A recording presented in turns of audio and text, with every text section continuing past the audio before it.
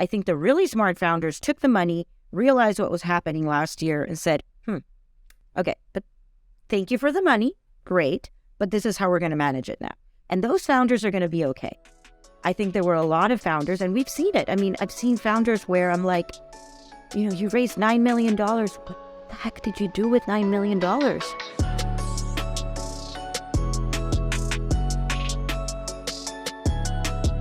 All right, folks, welcome back to another episode of You're Not Your ROAS.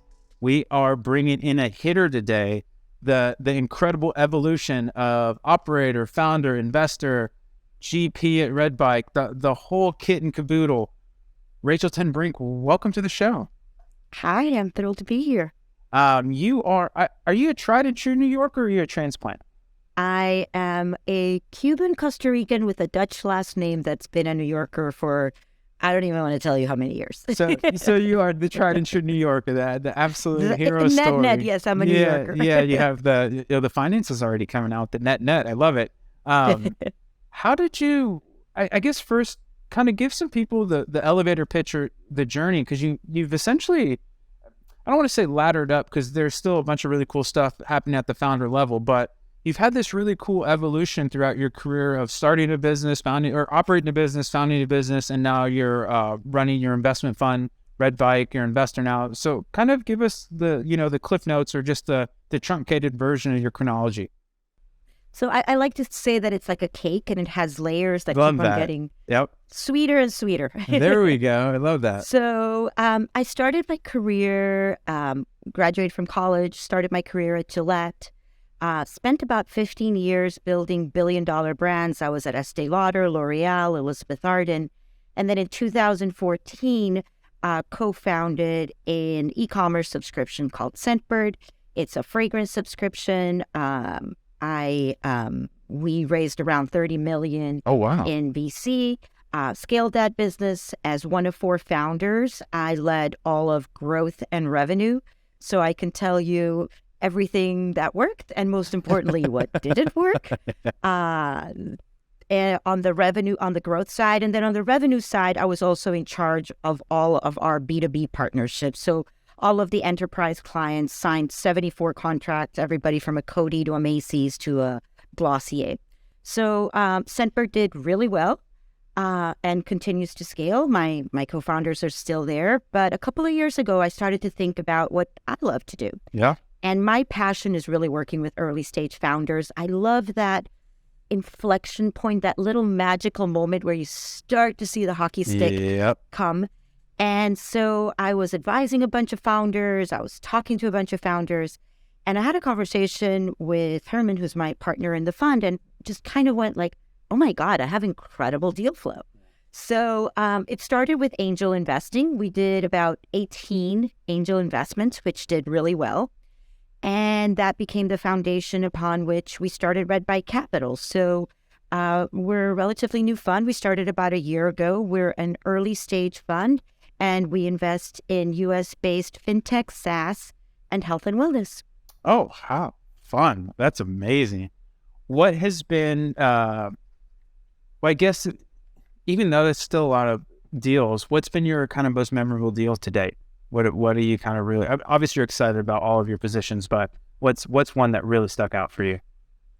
I mean, I think that one that we're particularly excited about out of the portfolio investments would be the Good Patch. I don't know if you're familiar with it. I'm not. It's, transdermal patches. It's a technology that's widely used for like nicotine patches or hormonal patches. So they applied that technology to everyday wellness, particularly women's health. So think about lack of sleep, period pain, energy, B12. So instead of ingesting the pill, you put it on a patch. And what's really cool about it is that if you ingest a pill, your stomach sort of breaks it down and you get a whole gush, right? But if it's a transdermal patch, it like slowly and very evenly delivers it throughout the day. So the product is super cool. The branding is fantastic. They've been absolutely killing it. They're in Target, Ulta, CVS, just growing like crazy. I love the CEO. Her name is Cedar. So I'm super excited about it. That is really fun. And it's so interesting too, because I find the things that really catch your eye are usually at the confluence of multiple things, right? Where it's not just X or Y or Z play. So you have the technology implications, but also that technology implication is really surrounded with jobs to be done for a really nice segment of the market. That's really interesting. I like that. What's the best and or I guess best and worst is kind of a little too polarizing, but what's the most useful and the least useful piece of advice you've ever received? I think the most useful piece of advice, because it applies to everything, is my mom told me when I had a baby, if something doesn't work, try something else. But I think it applies to everything in life. And I see it, it's something I tell founders. It's something I tell just about everything. But I think it's, one of the things I talk a lot about in investing and when we look at founders and what makes great founders is this ability to almost the incredible stubbornness, right? Like you have to bash through walls. You have to really believe in your business. But sometimes you also have to be a little bit smart and look around and be like, maybe there's a staircase around the corner. Let me just look before I bash through walls, right? And so I think that yin and yang of like being incredibly stubborn, but also sort of humble enough to like listen to your customers, listen to if something doesn't work, try something else. Like, when do you do that? I think that's a really powerful piece of advice. Oh, I love that. And I think candidly, it's very challenging to do on your own because you need, a friend of mine has a saying where if you're an entrepreneur, you almost have to have an ignorance to gravity where you're just like you have to manifest your own reality, especially with the companies you do with the early stage, because so much is unknown and you really need that, almost Steve Jobs reality distortion field, right? Because not only is the founder looking for product market fit, I think a lot of times what makes really great founders, especially in the early stages, is attracting talent, right? Because very rarely can you do it on your own. And a lot of talented people don't want to come work for another analytics platform or something. There needs to be a sell or a dream or like you're really buying into that. I really like that a lot. Shut up, Mom. Let's go. All right. Yeah. It's amazing. I tell you, it works for babies. It works for startups. It works for a lot of things. Well, in a weird way, I'm not a parent yet, but in a weird way, there's just a ton of analogies and metaphors from a little human growing up to a business, right? Where there's stages and evolutions. Yeah. One of the things that when we started Scentbird and my co-founders at the time didn't have kids, but I did. And I always said, to me, there's a lot of similarity in that you need, like when you're a new parent, you need new parents who are in the exact same stage, right? Who are like, the kid pooped green, is that normal, right?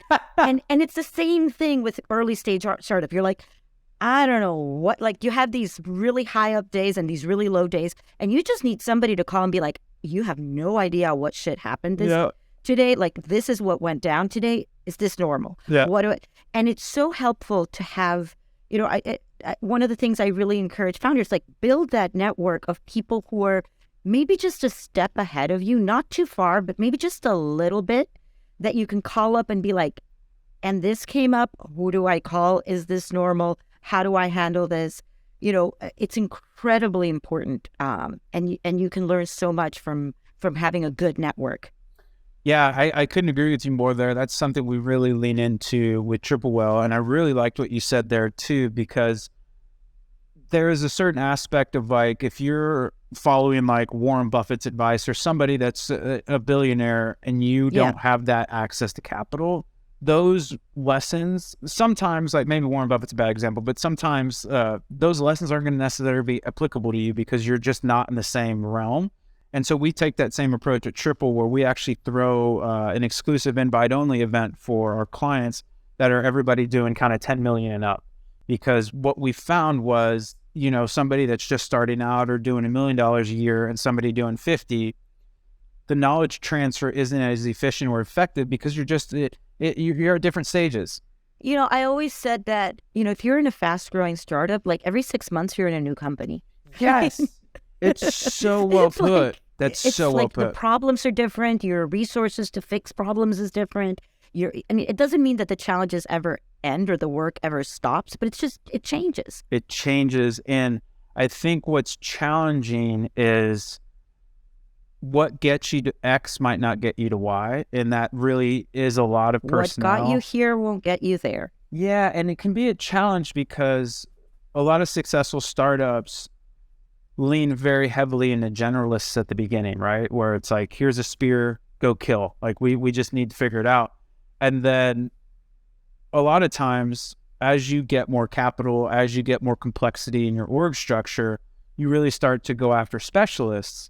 But if you don't build out procedures, SOPs, things of that nature for the specialists, there can be this kind of mismatch in culture and skill set. And it's really interesting because you're absolutely right. I mean, I've been at Triple almost 2 years now, and we went from 0 to 60 really quick. And there's been almost like epochs of the company, right? Where it's like, when I first started, it was like writing newsletters and making sure that Max and I were taking demos. And then it was like, okay, cool. How are we going to grow this? And then, at the end of it, it's like, what's the pipeline, MQLs, SQLs, like all these things. And the sophistication can start to ratchet up. But I think that you're absolutely right. And again, it goes back to that kind of axiom of one of the main jobs or responsibilities of the founder is to attract talent. And you really need to start, because that's one of the things that I think was, from my experience at Triple, was so paradoxical, was extra headcount or more headcount doesn't necessarily always equate to more productivity. And that was something that didn't make sense to me. It's like, just give me more hands. Toughest wake-up calls for founders, and something that I experienced at Ten Brink, was it's sort of like actually algorithmic, because you hire someone so that you can like stop doing 3 jobs. Yes. And what you figure out is every time you hire someone, it actually doesn't make it simpler, because that one person, A, wants to hire another person, and B, wants to spend more money. And so you're like, wait, but I was doing it with no money and no resources. Now I hire you, and now you want another person, and you want to spend money on stuff. And you do have to be fair to those early employees. Yeah. They're trying to create structures. They're trying to take advantage of, they're trying to leverage what they learned in other places where they probably had more resources. But it's incredibly frustrating, because you're like, no, the whole point was to like save money by having somebody do this. Yeah, it's so well put. We actually went through this at the very early stages of Triple Well. We went through this big growth phase, and then we're like, okay, cool, we want to hire up. And we, candidly got a little bit over our skis and hired too much. But not only that, we hired people from these incredible pedigrees, amazing firms, et cetera, et cetera. Oh, let's have a chat about that. Yeah, that kind of, we fell into the burn trap that you're talking about, where it's like, okay, cool, I'm just going to plug this person in. And not only do you not plug them in, but they have like almost like a rock star with like writers that they need, where you're like, oh, and by the way, I need this person, this person, this person. And you see this org structure blow up, but the productivity didn't really change, or quality of work didn't change. So we really had to take a step back from that, because not only like pedigrees are really important and awesome, blah, blah, blah, blah, but I think in early stage startups, there's a certain aspect of, it's hard to, there's a funny scrappiness line. Yeah, there's a line by this famous boxer named Marvin Hagler, where he says it's hard to get up and run hill sprints when you wake up in silk sheets. And I think sometimes that is when you have this big org structure with all these procedures, all these processes, all these resources available to you, and then you get to, I don't want to say the Stone Ages, but just more of a austere environment, because it needs to be, right? Like cash flow is so important in figuring out how to deploy our capital. But yeah, what are your thoughts there in terms of kind of hiring off culture? So I think that there's a couple of things. I think that there's a part of it that is just this idea that, you're going to find the answer outside of you. And I don't think that's always true. And I think that there's also, we're coming off this incredible, frothiness of years in venture, where there was a lot of money being thrown at startups, grow at any cost. And so what the founders do, I'm hiring this person that comes from Apple, Twitter, like you name it, right? The pedigree tech company you can think of. And the problem was, like, I don't know if you can like hack I don't want to say hack. I have no problem with hacks. You can't like you have to think about whether it's like a hack or if it's just sort of taking shortcuts. I guess that's the word I'm going to say. And I think that sometimes there's no shortcuts but to do the work. And the problem with hiring, to your point, these very senior people who have incredible pedigrees is they've been either they already grew up in another company and are at a certain level, or they've never been in a company this small. They have no idea. And honestly, I empathize. I went from Estee Lauder and Elizabeth Arden, and literally I worked in the GM building. I had a view to Park Avenue in my beautiful office. And next thing I know, there's like 4 of us filling little bottles of perfume at 2 a.m. What the hell did I do, right? Like I have, and frankly, I have the right personality. I have the right risk appetite. I survived. Yep. Most people don't. And I do think that it's very, very rare. And I think that it's very hard to, it's hard to test at the interview phase, but you have to, because what I often hear, and literally I just interviewed somebody last week for a CMO role of a company I'm advising, and he was great. He came from a large company, but he kept on saying, I'm just tired of big companies. I'm excited about having an impact in a smaller business. But what I didn't hear, and I hate, is what's he going to do for them? Yeah. Right? Yeah, 100%. And it's not necessarily how they've been, and I don't think it's like, nice guy, good person, but are they, like, do they understand? I don't think they even understand the level of work that these, startup, the blood, sweat, and tears that startups take. Yeah. And I'd also add on to that, because that was candidly the same issue with me as well, where not necessarily the commitment, but it was just more so the sustainability of the pace I was at, where it was just like, because to your point, especially when you get in a leadership role, it pervades every aspect of your life, where it's like, so there's definitely an aspect of, there's a lot of really awesome benefits to these big companies. They're safe, you can turn off, et cetera, et cetera.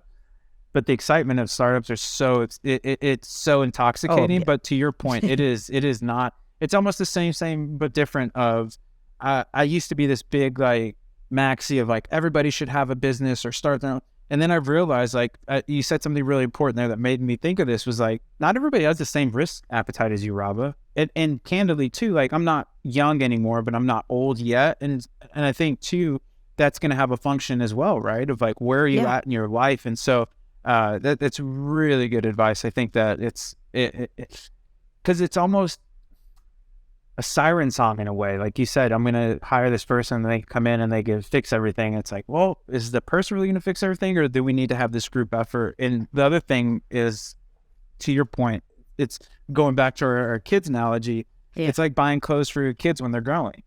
Like, that outfit's only going to be good for another 3-4 months because they're going to outgrow it. And but yeah, hiring is that was another big reality to me, was that hiring is so hard, especially when you get into those leadership roles, because not only usually that person's already employed semi-happily, usually maybe not, so that helps you out. You have to sell the dream, and then there's also stability factors. How much capital do you have? What's our debt facilities? Like, what's going to happen here? But man, there's nothing like, to your point, once you can hit that inflection point, you start seeing it going up and to the right, and you're like, oh man, there's something here. No, I mean, I always joke that for me, startups are like single cell organisms. They're like amoebas, right? Like, it's one little cell that does everything. And eventually you sort of go down the evolutionary ladder, and they start to specialize a little bit. And eventually, there's cells that do marketing, and cells that do, and not only are there cells that do marketing, but there's cells that do paid marketing, and cells that do influencer marketing. Such a good analogy. Cells that do email marketing, right? And it becomes more and more granular the bigger you get. And sort of like, how do you incorporate these people? How do you build the layers up top of the person that needs to know everything, and then the specialization behind it it's a lot of work. It's a lot of work. What's your take on work from home, hybrid, on-prem? Do you think there is one configuration that's the best? Do you think it's contextual? I'd love to hear your thoughts. I think that there's I have a lot of thoughts on this one, and I don't know if I have it's nuanced for sure. It's very nuanced. I think on the one hand, I do think that, in my own experience, there is something about those early days where we were like four, two gals, two guys sitting in a little room, like hustling all day, every day, holding each other accountable, talking it out, figuring it out, Yeah. looking up from your computer and asking somebody a question that I don't know if you can replicate that. So I think about that. On the other hand, I do think that it's incredibly efficient. It's incredibly, you get the best talent, period. You're not limited by geography. People live differently. And then I know I'm kind of giving you different I love it. scrambling of thoughts. And I think that the other part of it is, look, I'm at a very different point in my career. I spent 15 years in corporate in a very structured environment, coming into the office every day, learning how to work, getting mentored, learning, those sort of spontaneous, hey, Rachel, we're going into a meeting, grab your notebook and take notes, and you get to see how the boss performs. You learn a lot, right? And so that spontaneity, that constant feedback, you present and you look over at your boss and you see their faces, like those things matter. Now, at this point in my career, I'm in a very different stage. Right. I've worked a long time. And so I think that there is definitely a challenge in that you have these, very experienced, often older employees who are like, you know what, I have kids, I have a life. I love the fact that I can seamlessly transition from one to the other. I still get all my work done, but I'm so much happier. But then I do think particularly the younger employees really lose out. And so, I don't know if I've answered your question perfectly, but those are all the things that I think about. No, you did answer it, because candidly, I'm very aligned with all those thoughts. I think, so at Triple Whale, we wanted to build kind of hubs, but then you also get into the aspect of talent over location, where we're like, hey, if they're amazing and they want to live in BFE or in the Burb, whatever, like, we want them. They're going to be awesome. But I think one of the challenges is losing that spark, because there's a certain aspect of like that shared suffering is not only bonding, but can be energy giving, where it's almost like you were talking about the founder having like, hey, dude, my Facebook cost just went crazy. What are you guys doing? Well, like, why? Yeah, exactly. Did it happen to you this week too, right? Like, so I think that is something that's lost on. I'm really intrigued because I never thought of it the other way. I always thought of it as a net loss for that older person, but it's almost, to your point, a worse loss to the younger person, because they're not cultivating the, almost like, for lack of a better word, the osmosis of the office, right? Where you can see how this person's performing, that person's performing, and their personality I want to emulate. That might not be somebody who I really, want to take after. And you get this really nice kaleidoscope of ways to accomplish things that you're kind of on your own. I would say, like, emotionally, mentally, like, I mean, if you live in a New York City apartment with 3 roommates, do you really want to be stuck in your little apartment all day, every day? Like, sometimes I want to, like, so I think there's also sort of, it's interesting, more and more I've had conversations with, I was literally talking to this woman, just graduated from MIT. She's a rock star, AI, incredible. She can go anywhere. And she was like, but I need to do it in person. I don't want to do remote. Like, that is a key criteria for me. I want to join a startup. This is I was trying to help her. But she's like, I do not want to do remote. And I get it. I love that. Yeah.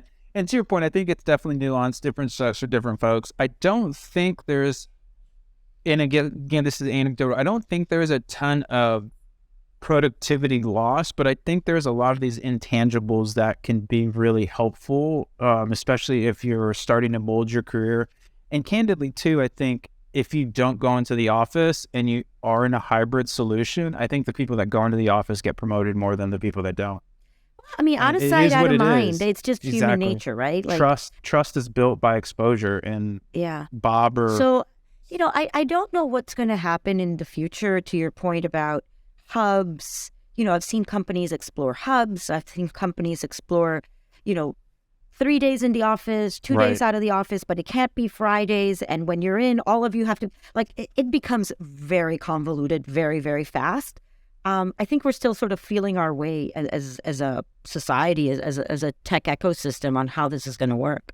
Yeah, no, very well put. I think for me, if I'm going to take take a stance. I think I prefer either all remote or all on-prem, because what I found with the hybrid stuff is like you have almost like two communication styles, one where it's remote and one where it's in person. And then the other thing is very rarely do early stage startups have good internal comms.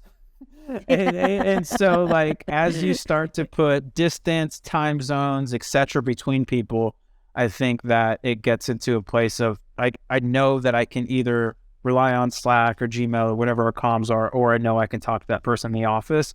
When the hybrid model, like we have the hub model, and it was really great until it wasn't. And I think that's kind of all these models, right? Yeah. I mean, for me, it also depends on your job. Like I That's found a really good point. Like for me, I remember in the early days at Scentford, like we were mostly 99% in the office, but there were days where I literally just had like sit down and write a deck. And I had to think about like deep thinking, articulate our value proposition, think about the client and how I was going to sell. Like I just needed a little quiet time, and often startup offices don't have a lot of extra quiet space. And so that's where I did find it very useful to be working from home. So it depends. That's a really fair point. So what we did in the Austin office was Monday through Thursday, butts and seats, and then Friday was a flex day where you could come into the office or not. Because you're right about that.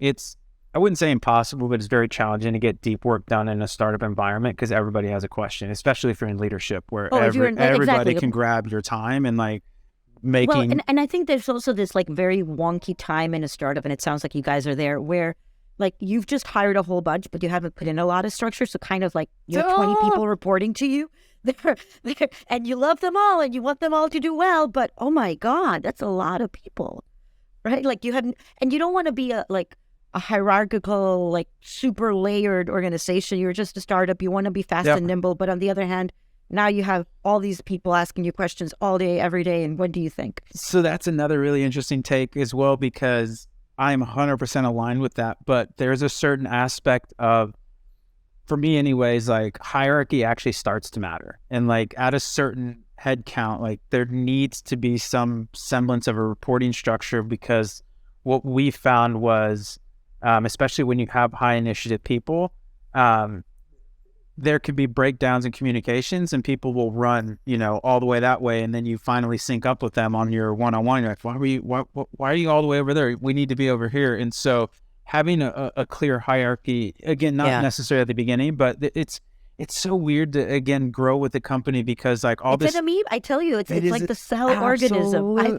And so people don't, like when you get on the startup, you're just like, hey, let's build. Who cares? And then you start to get into a place of like, hey, I kind of do maybe care about my title, or do I want direct reports? So like, and the to your point of like the amoeba, it just becomes more complex. And I really love that analogy too, because as you become older and more wise, and you've dealt with all these catastrophic events, the amoeba becomes way more robust in this really complex system that is.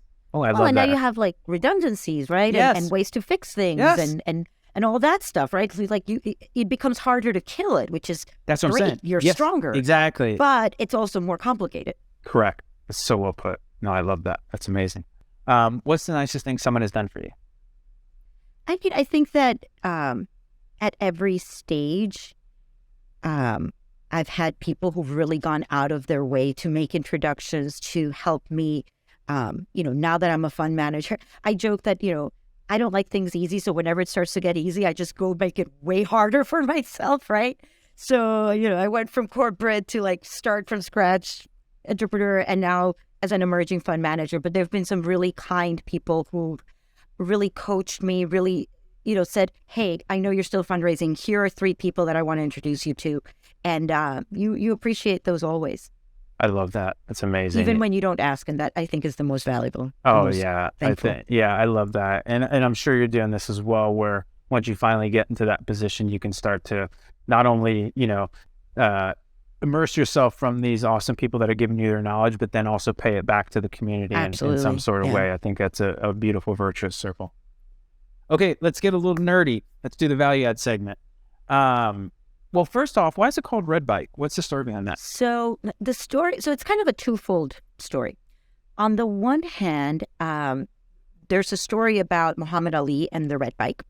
So when Muhammad Ali was a kid, I think he was a 9 or 10-year-old kid, he had a red Schwinn bike that was stolen. And he went to a policeman and he said, I want to whoop this guy. I want to find him. And the policeman said, well, if you want to whoop this guy, you better learn how to fight. Turns out the policeman was a coach, became his first coach, and that was his catalytic red bike moment. Wow. And so I loved that story when I read it, of like just those inflection points, those catalysts of finding that coach that just takes you up. And that's really what we hope to be for our startups. I also think about the color red. I mean, obviously, I love red, but red's a color of good fortune. And I think that's something that founders need and investor needs. I think we all need to be humble enough to know that sometimes luck matters. And finally, bike, because startups aren't trains. They don't go, in a straight line with slow, steady stops. You got to hustle. But if you figure it out, you can go far, fast, and efficiently. And that's the kind of startups we want to fund. Oh, that's beautiful. That's probably the best founding/name story I've heard in quite some time. One, I'm a huge Muhammad Ali fan, but I've never heard that story. That's sensational.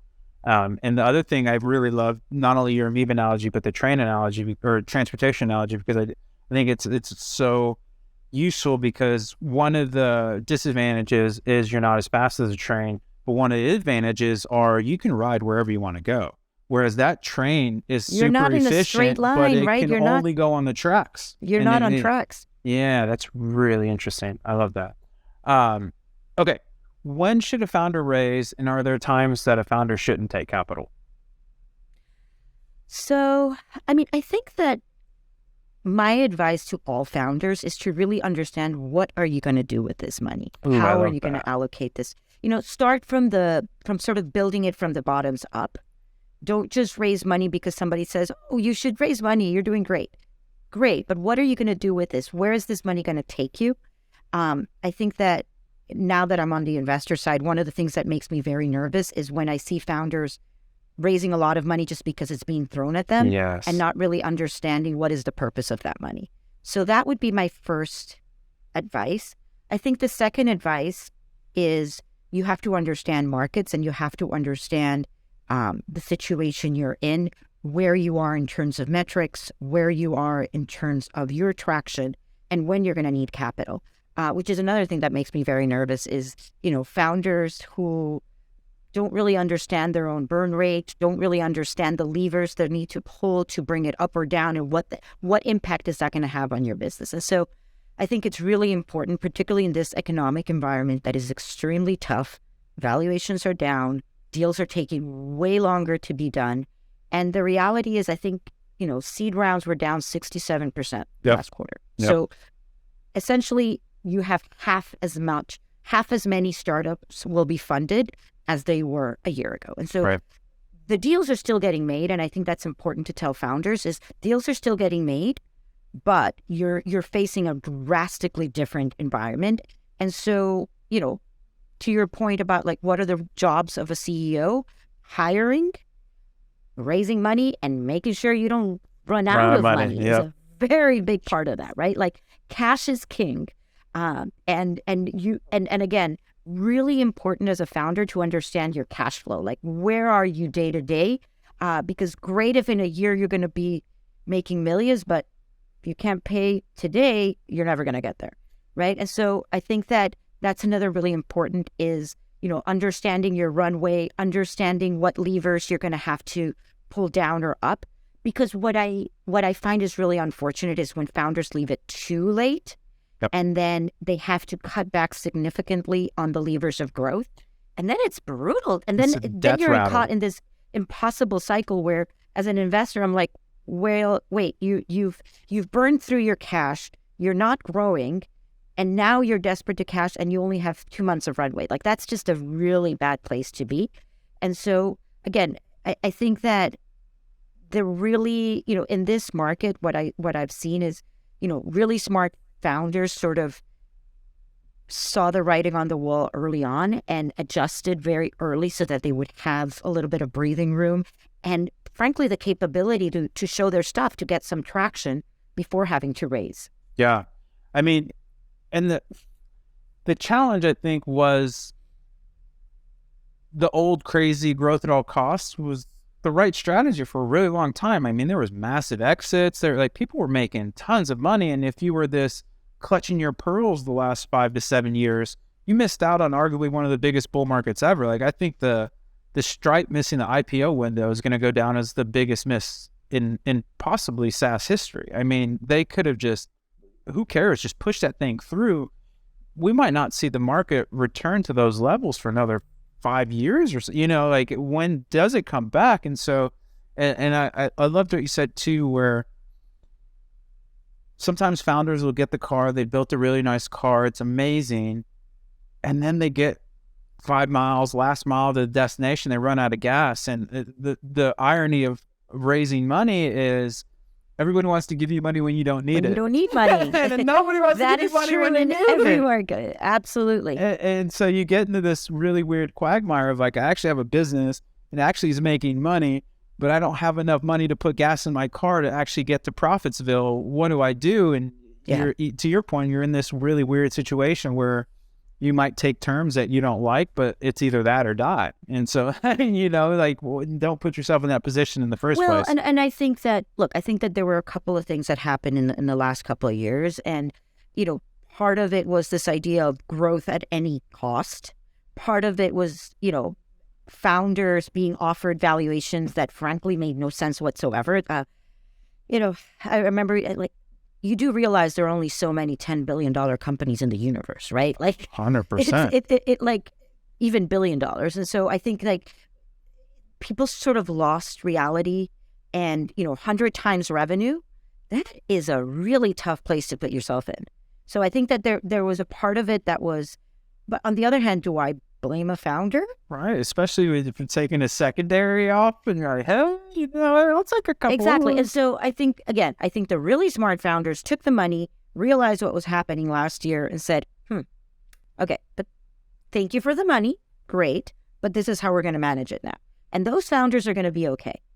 I think there were a lot of founders, and we've seen it. I mean, I've seen founders where I'm like, you know, you raised $9 million. What the heck did you do with $9 million? You know, I don't, how many, you know, you're a SaaS, how many customers do you have? How much money are you making? I mean, the Bolt and Fast stuff was just incredible to me. Really, like, you want to talk about just fuzzy math. We were just like, how did you guys get here? And I do think that there's, again, I think VCs can be held accountable. I think founders can be held accountable. But I think the most important part, we can argue this till the cows come home, is there's a new reality. And I think that's the harshest part, is that where, you know, if you were getting ready to do your A round, you know, approaching $1 million was good enough. Now it's more like 2 or 3. Yep. And so that's double. And you're not getting more cash. And acquisition hasn't gotten any cheaper. You know, salespeople haven't gotten any cheaper. So how are you going to do this? Right? And so I think the faster a founder sort of comes to terms with this and creates a plan to get to those metrics, the better off they'll be.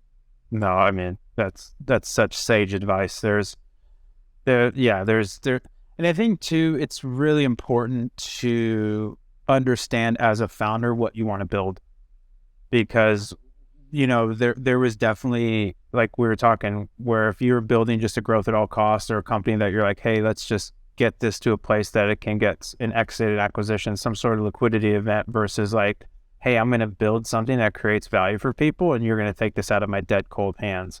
And I think it's really important to understand where that founder wants to go. But that's really well put, I think. And I think that there's something really important about, you know, most startups don't exit for 8 to 10 years. And that's 100%. A very long time. And so I think that so many VC tourists, but so many founder tourists thought that they could just, you know, turn a quick buck. 3 years, I'm going to sell this for $1 billion. No, you're not. Like, no.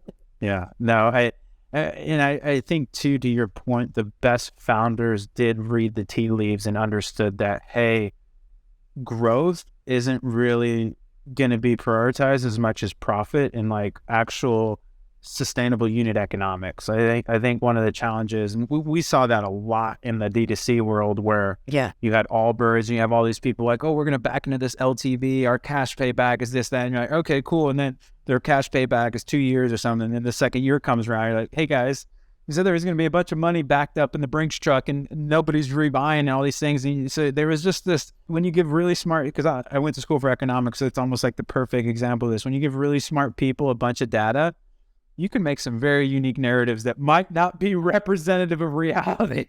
Well, I'm going to teach you something in Spanish because it's one of my favorite sayings. El papel aguanta todo, which means paper holds anything. Yeah. If you write a beautiful equation, it's on the piece of paper. There it is. You see it. It's on the paper. So, el papel aguanta todo. Oh, that's so good. Paper holds anything. That's so good. Now, there's a funny meme going around where the guys, you know, the mirror meme where the guy's pointing at himself in the mirror and says, "You're not poor, you're just illiquid." Because I think that's a challenge where a lot of people don't realize, like, hey, this is just funny money. And so, like, every seller needs a buyer, and you're not public, so it's you can't pay rent with shares, right? Like, no. Can I tell you some of these options, please? Nobody knows. You know, I think there is that reallocation, this disruption in the market, and it's big. It's very big. It's brutal. It's real. And I think that you need to take it with a certain somberness, dose of reality. The world isn't ending. I think venture is not going away. Great companies will be built. I'm super pumped about investing in this environment. I actually think, you know, I actually think one of the things I talk about, you know, we've talked about valuations going down, and I think deals taking longer, which in a way is great as a VC because we're very deep in diligence and we really want to get to know our founders. So 100%. For us, it's a positive. But I think the most important critical part, and this really comes from having been a founder, is that it's almost like growing up with no money. When you are a founder that raises capital, knowing that it is not an endless pool of capital that you can always come back to the bank, right? You have to think, you don't know when the next dollar is coming, so you got to build sustainably. The DNA of companies is different. Like those first employees, like the way you're teaching them, the way you're building, the way you're thinking, the culture of the company is very, very different. And I actually think it's a very positive way. It's going to make companies that are resilient, that are creative.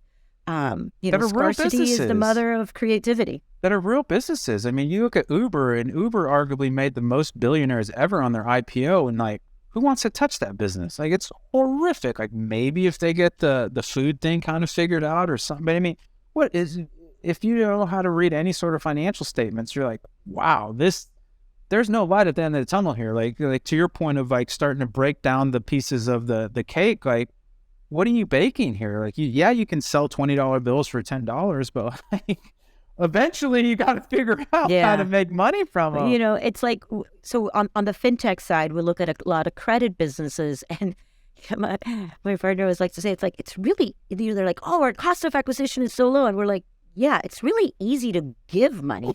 The hard part is getting it back.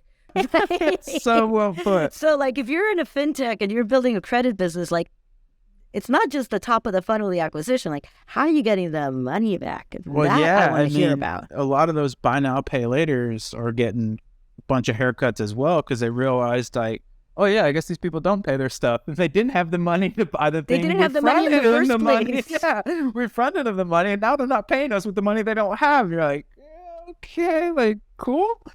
Oh, that's so good. As an investor, what are the metrics that you care about? Is it CAC? Is it payback period? Is it gross revenues, gross profits? Like, what are the big kind of key metrics that you're looking at when you're evaluating deploying capital? And what are some red flags? So, look, we invest, we look at businesses from pre-seed to A. I would say seed is our sweet spot. And truth is, at seed, most businesses are not profitable, right? So I'm not expecting profitability, but I want to see a path to profitability. Love that. So what I'm looking at are all the levers of first of all, I want to make sure that you understand how to make money, that you know your own business, because what I've seen is a lot of times well, we're going to figure it out later. That's not good enough. Like, I want to understand these are the 3 levers I can push in my business that at scale make me a profitable business. So I spend a lot of times with founders understanding, what are your revenue drivers? What is the cost of acquisition? What is the LTV? What is the payback period? But it's not, I always like to joke with founders that, particularly because we're investing in the early stage, I want to see your model, but you and I know something for sure. Your model is wrong. Yes, 100%. 100%, right? It's built on a million assumptions that you and I both know will change a million times. Especially with very little historicals as well. So it's like... There's no historical. Half of them haven't been around for a year, right? Like, what historical? I know, right? LTV? What LTV? They bought a month ago. I just launched. I get it. But the point is, I need to poke holes. I need to understand that you've thought through those variables. The reason I'm looking at the model is to understand, like, what are these, how reasonable are these assumptions? I mean, that's a really good way to put it. If you do grow, can you scale? Are you, let's say you are a SaaS business and it's a low touch, high volume business. Well, do you need, how many businesses are there on Shopify? I think it's like 3 million, something like that. Give or take. There's about give or take. Okay. Yeah. So if you're telling me you're a SaaS that's like, $2 a month, well, what percentage of the businesses that are on Shopify, what market share are you going to have to make this $100 million business? And is that even reasonable, right? Is this a venture backable business? So those are the types of questions that I tend to ask. It's not just, the immediate economics, but also like, does this business scale? Does it have a shot at scale? Yeah. Are the pieces in place, and does the founder understand how to drive those levers to drive profitability? That's a really great way to put it, because I think that at those early stages, it's really, to your point about the meta understanding of their business, where they want to get to, what resources do they need to get to there. And then one of the things that I've seen recently too is, if we succeed, do we even want to win this prize? Because there's some challenges where it's like, hey, the TAM, to your point, like the TAM is so tiny where it's like, okay, cool, we got everybody on Shopify to buy a $2 product, but that's not, there's not 3 that it's not people, that's nothing. And so not that that's not a great business, but like from maybe a VC, it's not a venture. That's what I was getting maybe at. It's not a venture backable business. Bingo. Maybe you do a great job at bootstrapping, or grow it to a certain stage and sell it. That works too. Yep. No, I love that. That's such a... Okay, let's do one more question and get into rapid fire. You have this really amazing tweet about founders being their own customer service team for the first 6-12 months or something like that. Can you elaborate a little bit on that? Because I love it. And from Triple Whale's point of view, AJ was so involved in every single customer dispute, not dispute in terms of trying to get their money back, but like issues, trying to solve all that stuff. And to be fair, it was a ton of work on his part, but it really informed the product. But can kind of color in the lines here. And I'll give credit to Maria, my co-founder. I remember we were during YC, and we would be building and working on the business. And then from like 9 to 12, she was customer service. Oh my gosh. Every night. And that's how Scentbird got built. But I think that those early days, the amount of knowledge that you get from customer service, because usually customer service are the really pissed off customers. So it's, the people that are like, it's all right. Yep. You're not going to hear from those. Yep. You're going to hear from people who absolutely love you and you want to know why they love you, and people who absolutely hate you and you better listen. And so I think that the value that has, particularly in those early stages where you're iterating and changing, and I think that, we can all sit in a room and theorize what our customer wants, but to actually get it from them firsthand. We did things like actually leverage customer service, and Maria would be answering emails, and then I would do like, hey, can I send you a $20 Amex gift card to sit with me for an hour and tell me more about your problems? Oh, I love that. Like, we really dug deep. I think that it is, I think one of the big red flags I'll tell you for us is when founders tell me, particularly SaaS founders, on the enterprise side, yes, we're raising money because, we're not really good salespeople, like very, at a seed stage on the Yeah. early. We're hiring a great salesperson with a great Rolodex. Founder-led growth, my friend, is going to take a lot longer than you think it will. If you're a great founder, you're going to be selling for a lot. In SaaS, you're going to be selling for a lot longer than you think you will. Yep. Yeah, exactly. It's beautifully put. Rachel, you made it to the rapid fire. You ready? I am ready. Okay, amazing. New York, overrated, underrated? Underrated. I never bet against New York. Let's go. I love it. It's the one city that I tell people where it sounds hippy dippy, but like the energy in the air, especially like Manhattan Financial District, Midtown, it's palpable. Like it Listen, really is. It's a little beat up. I've been here a long time. It's a little beat up. It's looking a little scruffy, but the energy's here. The access, as a small fund, for example, one of the things I love is like I get to meet everybody, and I just say, hey, let's just meet for coffee, right? Like, and I find that investors, founders, other VCs, like they're always coming through New York. There's always that energy that the people are here. So I'm big on New York. No, I'm totally with you. I love it. One of my favorite cities. And I think, and one thing I will say is, having been a founder building in New York 10 years ago to where New York is today, it's so exciting to just see how much more significant it is in the tech ecosystem. And particularly, I would say even in SaaS, particularly in fintech, in consumer, like there's just how much more important is New York is really exciting. No, I totally agree. I mean, D2C, it's one of basically the coast with LA and New York are our two biggest markets. Absolutely. San Juan, overrated, underrated? San Juan? Yeah, you said you're Puerto Rican. No, I'm from Costa Rica. Oh, Costa Rica. Oh my gosh, Uvita then. I love Uvita is the best. I'm a beach girl. Oh, it's the best, isn't it? My friend, love it. He ended up getting a place out there, and it is... During COVID, I actually spent 6 months out there, and for a moment, I was like, do you think I can... To your conversation about remote, I was like, do you think I can just run a fund from Costa Rica? And ultimately, no, I don't think you can. I think you need to meet people. I'm here in New York. You can come visit. But it was fantastic. Oh, Uvita is magical. I haven't been to the Caribbean side yet, but it's fantastic too. Yeah, amazing. Are you a big surfer? No, but there's a bunch, like there's a really famous surfing break right by like 30 minutes away from my buddy's place, but everything. I mean, I loved Costa Rica.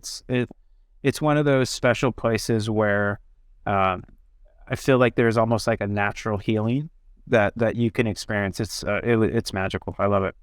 RSUs, overrated, underrated? Restricted stock units. I mean, look, I think you have to believe in what you're doing. That's fair. Yeah. I love it. Buy now, pay later, overrated, underrated? I mean, it's credit. Credit is credit.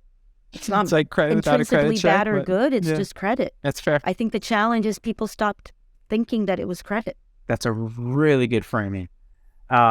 Revenue-based financing. It's like Wayflyer, things of that. What do you think of that? Overrated, I think underrated? You need to really understand your business and understanding why you're using it. I think where businesses get in trouble is when they are, if you're using it because you have a PO from Walmart and you know exactly what you're going to be using it for and how you're going to get your money back to pay them back, great. It's a smart use of money. If you're just trying to survive and you have these crazy growth assumptions and sort of a wing and a prayer, you better know your business. That's again, it's credit. It goes back to my point. Not only is it credit, it's essentially a loan collateralized with your future cash flows. So it's like you're paying it. You're paying it. Like, oh, I'm going to default on it. Like, I think that as a business owner, you better understand your future cash flows and be brutally honest with yourself, because I think that's where businesses run into trouble. Yeah, I didn't think of the PO order. That's actually... And honestly, though, that really aligns with your original thesis of like, if I'm going to give you money, you need to tell me what you're going to do with it and how this is actually going to turn into more money. And that's a perfect target where it's like, hey, I have this huge PO from Walmart. I know I'm going to X, Y, and Z. I love that framing. Favorite place to travel to and why? I would say Asia. We did a big trip to Thailand and Korea, and I love the energy, the creativity. Love it. I'm a big traveler. I've been to 87 countries and Oh, wow. always looking forward to exploring the world. Oh, that's amazing. Rachel, this has been amazing. Yeah, this was awesome. It's so fun. The way you think about things is so interesting to me. And I love that you've had the whole experience. I think there's certain things that you don't know until you don't know. And it kind of like you were talking about with founders that have only experienced the bull market. It's like, this isn't, you can't just say, I'm going to launch this feature and then $20 million is going to come into the bank. That world is gone and you need to adapt to what the new reality is. I mean, I think that it's almost like it comes from a good place, but I think founders need to hear this. It's for their own benefit. I know it's not what you want to hear, but it's a little bit of tough love. Yeah, totally. How can people get more involved with Red Bike Capital? Where can they follow you? This time is yours. Awesome. So we love hearing from great founders. As I said, we invest in US-based fintech, SaaS, and health and wellness. You can definitely reach out to me on LinkedIn or Twitter. I'm super active. Or Rachel at Red Bike Capital. Amazing. Rachel, thank you so much for the time, the answers, the wisdom. You're just an absolute rock star. I really appreciate you and dealing with my not being in the wrong room, scheduling conflicts. You've just been an absolute gem of a human. So thank you so much. If you guys want to get, chat. Of course, if you don't want to get more involved with TripleWell, we're triplewell.com. And then we have a fantastic newsletter that goes out every Tuesday, Thursday called Wellmail. You can subscribe right at triplewell.com/wellmail. And then if you want to see Rachel's gorgeous glasses, amazing smile, we also post all of our podcasts on YouTube. That's youtube.com/triplewell. And then if not, you can find all of our podcasts on your favorite podcast catcher. Rachel, thank you so much. Again, amazing. If you're ever in Austin, give me a shout. We'll grab a drink at the pubs. Same if you're ever in New York. Beautiful. I love it. All right, Rachel. Thanks so much. All right, folks. Thank you. That's another ROAS in the books. We'll see you next week. Bye-bye.